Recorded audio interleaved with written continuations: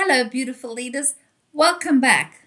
If you're new here, I'm Paula, and I help emerging women leaders build their inner fitness to lead with confidence, clarity, and heart in a world that's changing so fast. Today, we're diving into something almost every woman I work with is feeling right now. I keep hearing, how do I lead when everything around me feels so uncertain? And I'm doing my best not to let anyone see that I'm struggling. If that's you, you're in the right place. So let's be really honest for a moment. Right now, we are leading in a world where organizational restructures are constant. Priorities change weekly, and hybrid work has blurred every boundary we know. AI is reshaping our jobs faster than we can update our LinkedIn profile. And women are still carrying the emotional load at work and at home. So, according to the 2025 Women's Ambition Report, 40% of women say confidence is their biggest career barrier, and 38% are experiencing burnout. 72% said they had burnout in the last 12 months. And women are worried about their job security more than ever. And underneath all of that, there's a quiet fear in your stomach that you don't dare talk about. What if I can't keep up? What if I'm not relevant anymore? What if everyone else is coping better than I am? I looked this up. The National Mental Health Commission calls this the threat response during change. When uncertainty hits, the restructures, the new technology, the shifting expectation, your brain goes into a fight or flight mode, reducing your ability to think clearly, creatively, and problem solve. And this is exactly what leaders need to be on their game. It's a very real biological and physiological thing. This is your nervous system responding to the chaos. And what most people don't realize is that all this change and uncertainty is the perfect breeding ground for the imposter story. When the world feels unstable, your brain reaches out for those old stories, those old fears, those old identities. And for so many women, that old identity is, I'm not enough. The imposter story, that voice, that constant voice in our heads that keeps saying, you should know this already. Don't let anybody see that you're overwhelmed or falling behind. You need to try harder. These are the things that our voice tells us. Women leaders tell me all the time, I'm terrified of being seen as someone who can't keep up with change. So how do we navigate uncertainty without losing ourselves? How do we lead with confidence when everything is moving so fast? So over the last 30 years in corporate leadership, I have learned that the world doesn't need you to be perfect. It doesn't need you to have all the answers. It doesn't need you to keep up with every new change. What it needs, what your team, your organization, and your future self need is your inner fitness. Because inner fitness is what helps you stay centered when the world is just anything but that. And research backs this up.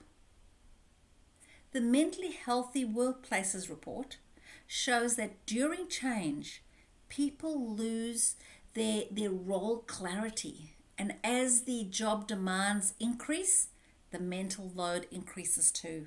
And psychological safety drops. And the lack of communication in these times, it really fuels and adds to the stress and uncertainty. But the report also found that when leaders communicate openly and create clarity where they can and lead with empathy, people adapt and feel safer and perform much better, which is exactly why I teach Growth EQ Leadership. It combines a growth mindset with emotional intelligence and leadership with love. That's listening, openness, values, and empathy. These are not soft skills. These are the skills that help humans grow and excel in times of change. AI can analyze data, but only you can create safety. AI can write a report, but only you can build trust. AI can respond to emails, but only you can lead.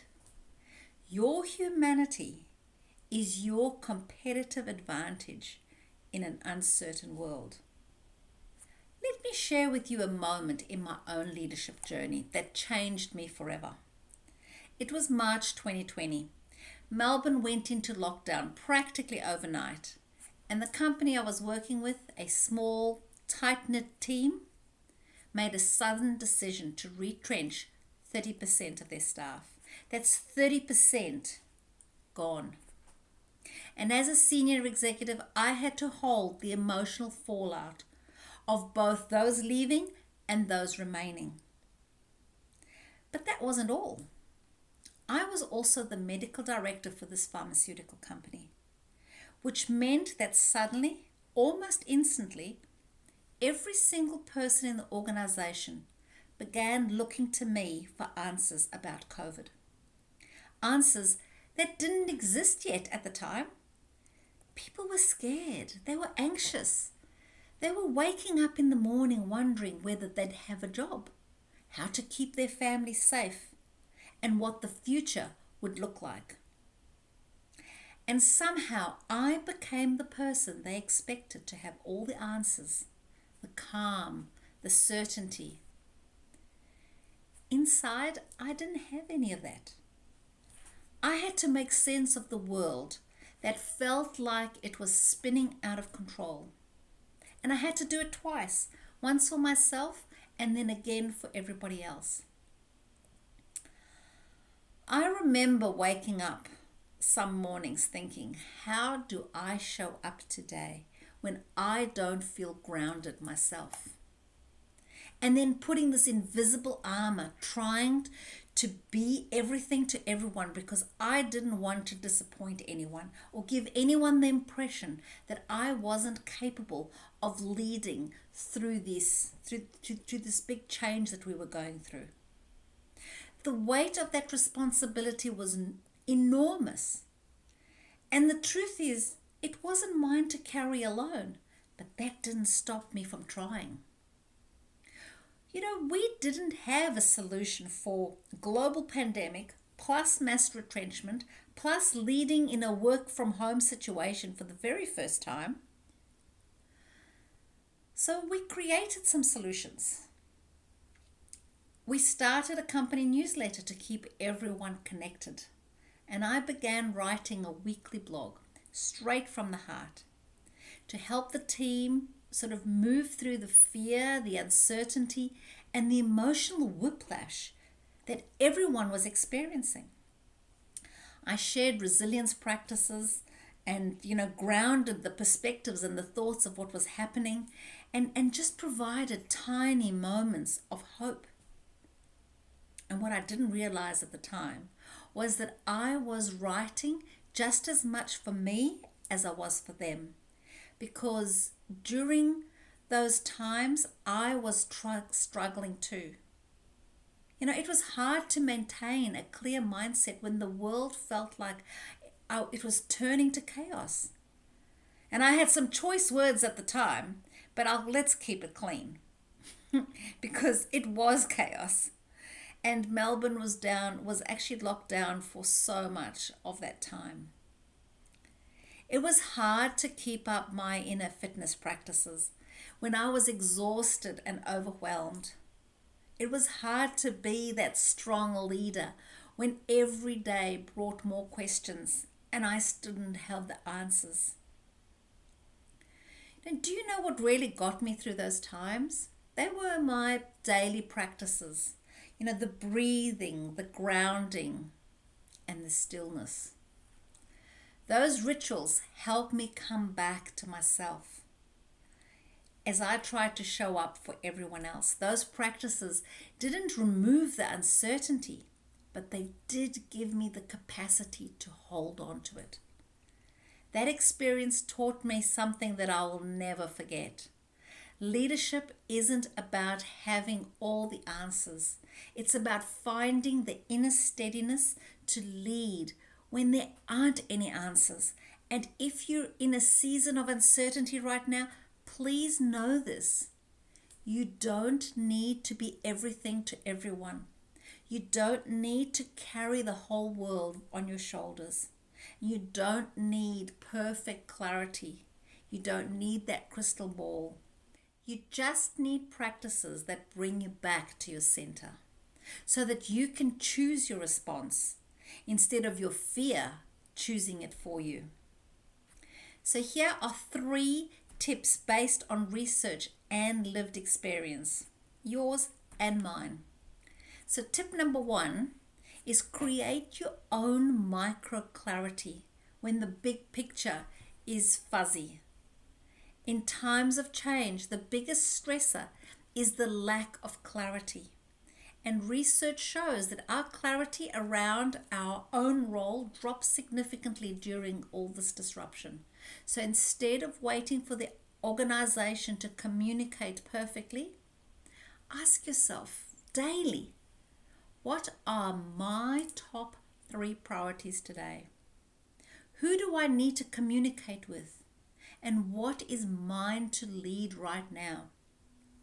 When you find your own clarity, you will reduce the overwhelm. Every tiny bit of your own clarity helps. So tip number 2 is center yourself before responding. Your brain cannot think clearly when you're in a fight or flight mode. So before you respond to an email, a meeting, or a request, when you feel stressed, just pause. Stop everything you're doing and ground yourself.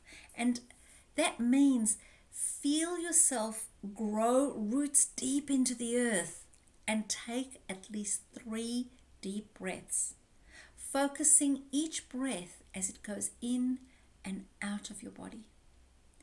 Inner fitness is the ability to slow your internal reaction so that you can activate your executive brain function and lead with presence, not just pressure or reaction. You cannot lead well when there's dysregulation. So center yourself first, then respond. So tip 3 is name your imposter story and reclaim your inner power. Your imposter story gets really active and loud, especially when roles are shifting, when teams are shifting, when technology is moving faster than your confidence can keep up, when expectations change and skills feel outdated. Instead of trying to silence that voice in your head, say to yourself, this is just my imposter story, not my truth. I'm allowed to learn. I'm allowed to grow. I'm allowed to not have all the answers. Notice that I used the word allow. Allow yourself some space. Remember that according to that ambition report that I spoke about, 40% of women are worried about their abilities. 54% want more communication skills. And 32% want more resilience and adaptability. So you're not behind and you're not alone. You're a woman remembering who you truly are. You're not becoming a leader.